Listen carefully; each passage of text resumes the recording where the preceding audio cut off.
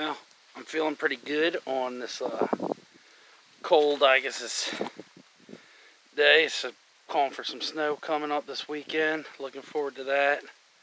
I just wanted to share that I finally finished a project I started a while ago. I don't know if any of you have watched any of my previous videos, but I was switching from a 110 heating element to a 12 volt heating element, and I had run it off my solar panel system that I had already established and was running it off my battery bank. But I wanted to be able to run it pretty much all the time without, worrying about pulling any drain from my battery bank. So you can run those 12 volt elements off of a panel direct. So I went and added another solar panel today, and I've got that designated just for the hot water heater. The element calls for 200 watts, but anything under 200 watts you can run it. So I'm going to start with a 100 watt panel and see how well it does. But if it's not keeping the water warm enough or getting it hot enough, I'll add another panel. I just simply wired it to a switch inside my watershed that I can turn the element on or off. I currently have it off because I haven't been staying here. I've expressed some medical concerns I've had, so I haven't been staying here, and I drained my water system down so I wouldn't have problems with freezing over the winter. So I added that, and I'm feeling good about that. And I installed my outside box here to power my bar unit. I'm going to add a bar unit, a mini split heat pump. I had a window air condition over the summer, and the bar units are actually more efficient than the window air conditions. Plus, it's a heat pump; it'll have heat as well, so I could use it as a supplement heat if I wanted to. Currently, because of my shoulder surgery, I'm not able to split firewood, and I didn't have any ready and split, so I'm using my backup propane heat, which works wonderful. I would recommend anybody that lives off grid, but sometimes splitting firewood gets to be too much or whatever. That was $98, and it heats this place amazingly. It's I think my cabin is like 400 square foot, and it'll run you out of here. I mean, it's a nice cold day, and it's real comfortable in here. So, haven't really been doing much inside. Still got to paint and do all the trim work in here. Put the trim rings around my recessed lighting. I ain't done that yet. And it's essentially a lot of trim work, and I got to put a door. It's just a little finishing stuff. My wife, I wanted to put music notes up here, like out of old music books and stuff, and that's what I was gonna do with this section of the ceiling, and I was gonna accent it with some like black trim boards.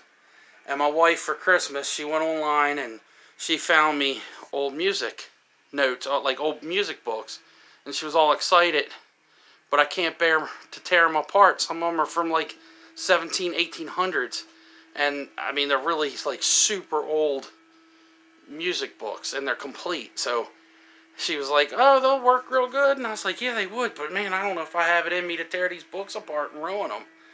I mean, they'll look cool, but they actually might be worth money. I don't know." So, but she didn't pay much for them. But anyway, so down here, I've shown it in the previous videos, the hot water heater, and that's the 12 volt element that I had purchased. It has built-in thermostat control, and it's like I said, it's a 200 watt unit, but you can run it direct off of solar panels. Anything under 200 watt, you can also run it off of a battery bank, and that's how I was running it. But I was turning it off and on every time I came to the cabin, and it would heat the water, would get it warm. But I'm figuring if I'm not out here and I feel the hot water heater and it's, you know, pretty much on all the time, hopefully the water will get warmer. At least that's my hope. But so we'll have to see how that goes. So I made a video the other day. I was talking about my guns, cleaning my guns, and I got the gun rack mounted up. That's always been up. It's been up for quite a while. That 12 gauge on the top, that thing's a beast. I love that gun. It's based off the AK-47. It takes a 5-round mag, and it will blast out 5 real quick. So that's a pretty awesome gun. And then the other one's a Winchester 45. The other's an old Henry 22. But now I got some old collectible guns. My dad left me when he passed away. They still shoot, from what I understand, except for the one there on the end. I've never shot them. I don't know nothing about black powder. I ain't gonna mess with them. But they're here. My favorite picture. I love this thing. Some lady was giving that away, and I was at a storage unit place. She was giving it away. I was like, man, I'll take that. That'll look good in my cabin. So, got that out. Anyway, got some stuff to finish up. I think I'm going to start finishing up the inside of this thing. I'm kind of getting myself wore out, tired of working out here. Got some things I want to finish up outside. Got to finish the batting board up there. Paint, trim. And then I'm done. I don't know, but a little walk through the cabin. All solar. Now I'll show you my solar setup. I know it's in some of my other videos, but for anybody who's watching this hasn't seen this setup. So I got the Rover and the Adventure from Rainology. And then it's all wired through that 6,000 watt power inverter. That thing will run everything, anything. So, very happy with that thing. It's essentially like having a solar powered 6,000 watt generator. But I think I'm up, I don't even know how many batteries I got. It's 12, 14. And I never have, like, problems. I can run 24/7 and never have, but there's not a whole lot out here to run. And then everything basically runs from the power inverter, and then I got my breaker panel, and that's pretty much it. This little box right here, that's a keychain. They gave me a key fob thingy for the power inverter, but I never use it. And then essentially I have 2 power inverters because, I mean, not power inverters, but charge controllers, because the amount of panels I got, that was a 40 amp charge controller, and I think I was pushing like 38.